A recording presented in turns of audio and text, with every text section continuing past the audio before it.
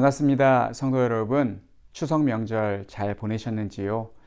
연휴를 마치고 새로 시작하는 오늘 우리에게 주시는 말씀은 출애굽기 19장 14절부터 25절까지 말씀입니다. 모세가 산에서 내려와 백성에게 이르러 백성을 성결하게 하니 그들이 자기 옷을 빨더라. 모세가 백성에게 이르되 준비하여 셋째 날을 기다리고 여인을 가까이 하지 말라 하니라. 셋째 날 아침에 우레와 번개와 빽빽한 구름이 산 위에 있고 나팔 소리가 매우 크게 들리니 진중에 있는 모든 백성이 다 떨더라. 모세가 하나님을 맞으려고 백성을 거느리고 진에서 나오매 그들이 산 기슭에 서 있는데 시내산의 연기가 자욱하니 여호와께서 불 가운데서 거기 강림하심이라.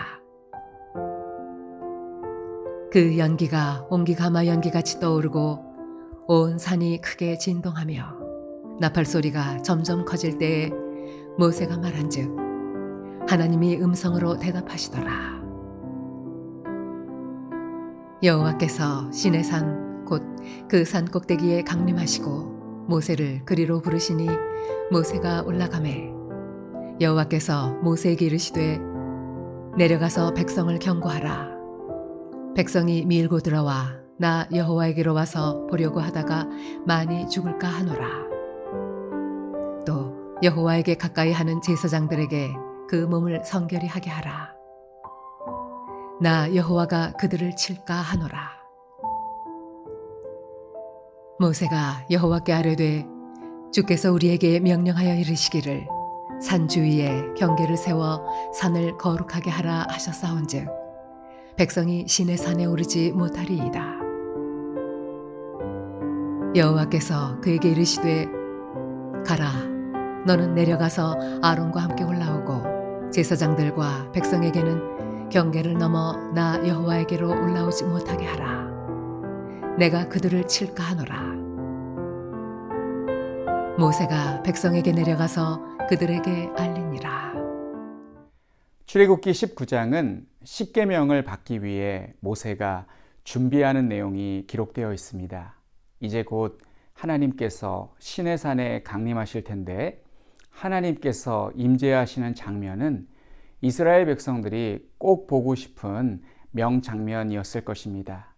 이제 조금 있으면 우리나라의 모든 전국의 명산들이 오색찬란한 단풍으로 문들고 수많은 사람들이 그 장관을 보기 위해서 산에 오를 것입니다. 하나님께서 임재하시는 장면은 이와 비교할 수 없을 정도로 사람들이 꼭 보고 싶은 광경이었을 것입니다. 그러나 하나님은 자신의 죄에 대하여 민감하다는 것을 잘 알고 계셨기에 모세에게 이스라엘 백성들이 자기를 보겠다고 산에 올라오지 못하도록 통제하라고 말씀하십니다. 하나님은 모세에게 십계명을 하사하기 위해 내려오실 텐데 이스라엘 백성들은 하나님께서 왜 내려오시는지에 대해서는 관심이 없고 하나님을 보고 싶은 마음만 가득합니다. 그렇다고 하나님께서 이스라엘 백성들에게 자신의 임재를 전혀 안 보여주시는 것은 아닙니다. 14장의 말씀을 보시면 자신의 임재를 준비하라고 말씀하십니다.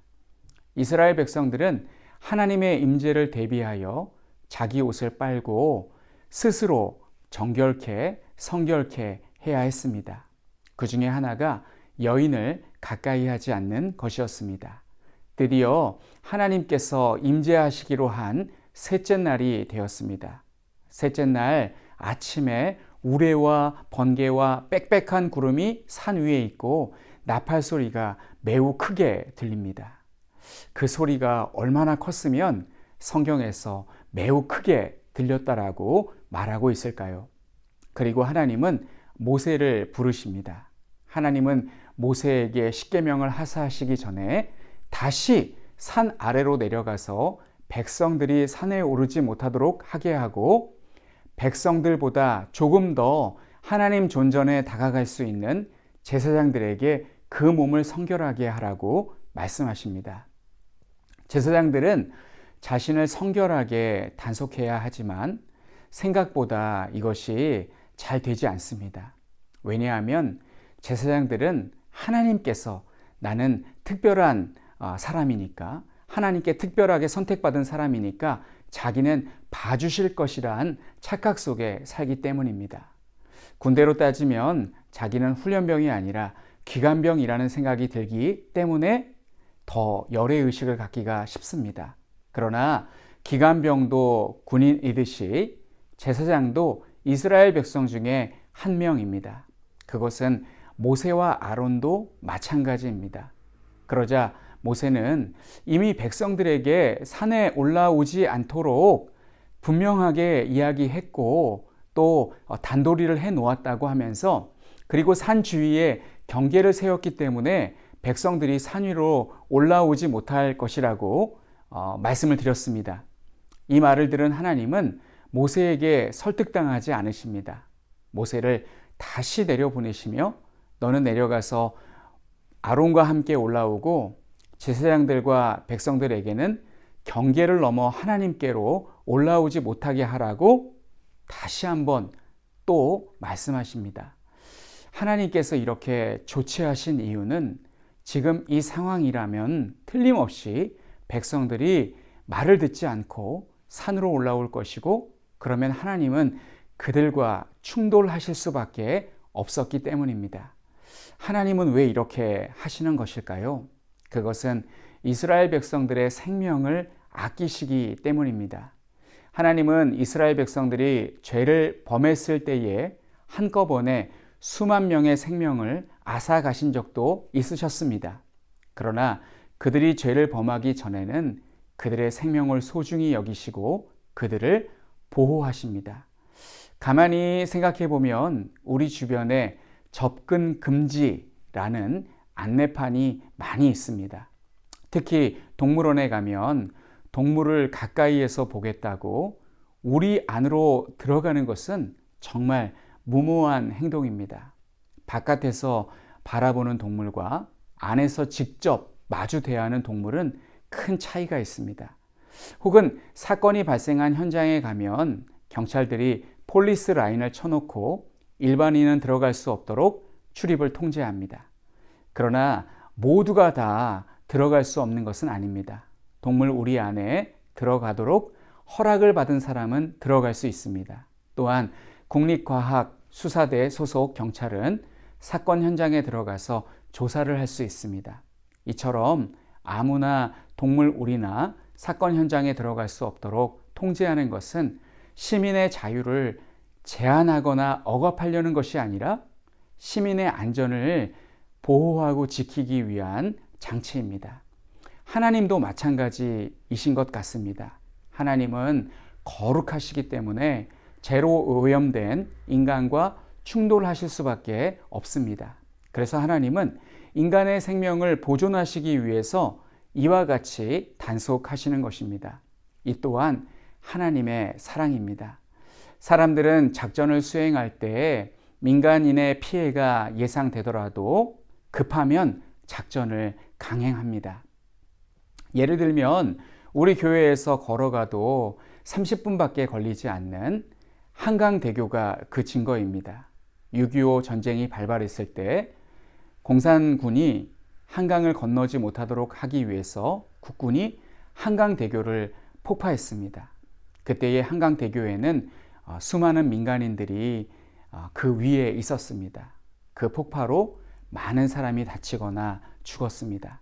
그러나 하나님은 자신의 임재로 무고한 백성들이 생명을 잃지 않도록 하기 위해 모세에게 백성들이 산으로 올라오지 못하도록 경고하고 십계명을 하사하기 직전 모세를 다시 보내셔서 다시 내려가도록 하셔서 백성이 산에 올라오지 못하도록 하라고 말씀하고 있습니다.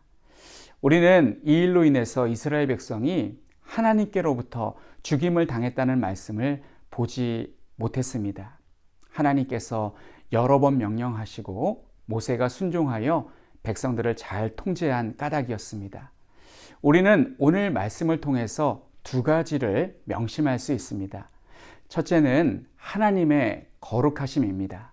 하나님의 거룩하심 앞에 모든 인간은 나아갈 수 없습니다. 심지어 제사장도 스스로 성결케 해야만 했습니다. 오늘날 우리는 하나님 앞에 나아갈 때 내 몸과 마음을 성결하게 하려고 애쓰고 계십니까? 옛날 성도님들은 주일 예배를 들어가기 전에 자신의 몸을 깨끗하게 씻기 위해서 목욕탕에도 가시고 그렇게 자기의 몸을 깨끗하게 씻고 교회에 가셨고, 그리고 죄가 있으면 하나님께 미리 다 고백하고 회개하고 그렇게 교회에 나오셨습니다. 그리고 요즘에는 헌금을 온라인으로도 많이 하지만 옛날에는 성도님들이 빳빳한 새 돈을 더 빳빳하게 만드시려고 다리미로 잘 다려서 갖고 오셨다라는 그러한 미담도 있습니다. 둘째는 하나님의 사랑하심입니다. 하나님께서 임재하실 때 인간들이 접근하면 인간들은 하나님의 거룩하심 앞에 알아서 죽었을 것입니다. 견뎌내지를 못하고 그대로 다 죽고 말았을 것입니다. 오늘날 우리는 사람 목숨을 파리 목숨처럼 여기는 시대를 살고 있는데 하나님은 사람의 목숨을 소중하게 여기십니다. 그래서 하나님은 모세에게 백성들이 산에 오르지 못하도록 수차례 명령하고 있습니다. 모세 입장에서는 이스라엘 백성들에게 하나님의 말씀을 분명하게 전했는데 하나님께서 자꾸 내려가서 또 그들에게 경고하라고 하시니까 이렇게까지 말했는데 그렇게 자꾸 시키시는 이유가 무엇일까라고 생각하면서 산에서 내려갔을지도 모르겠습니다. 그러나 하나님은 하나님께 중요한 것은 모세의 안위가 아니라 이스라엘 백성들의 생명이었습니다. 결국 이 일로 이스라엘 백성 중에 죽은 사람은 없었습니다.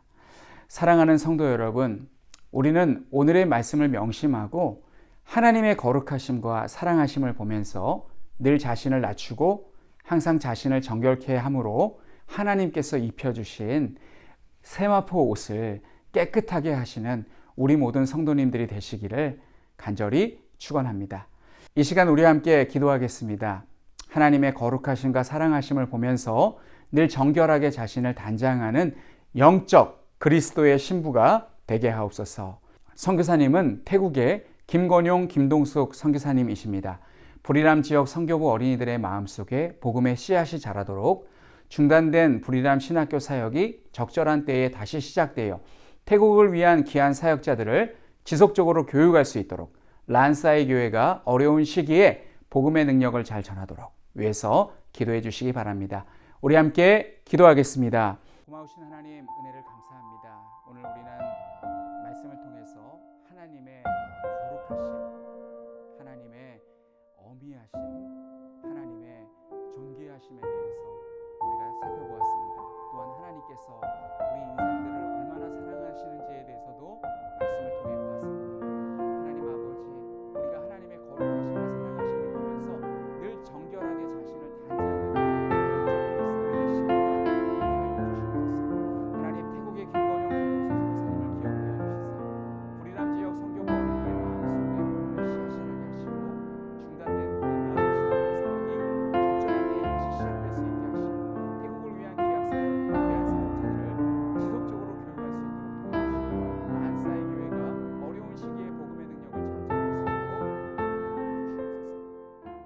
하나님 아버지, 은혜를 감사드립니다.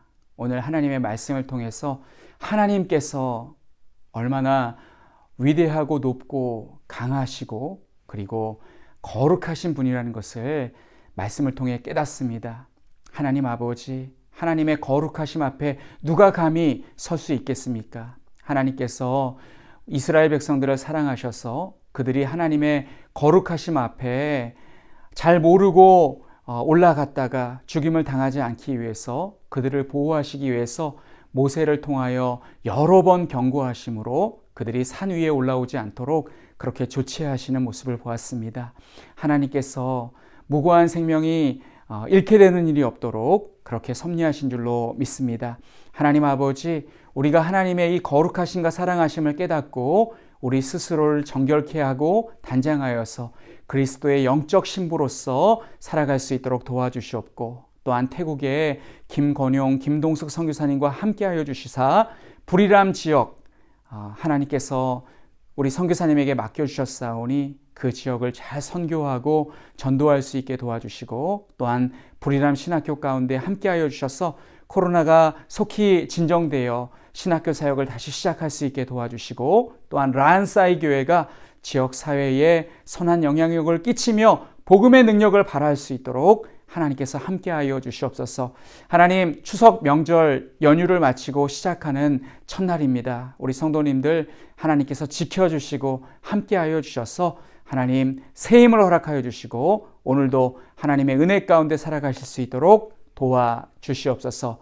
예수님의 이름으로 기도하옵나이다. 아멘.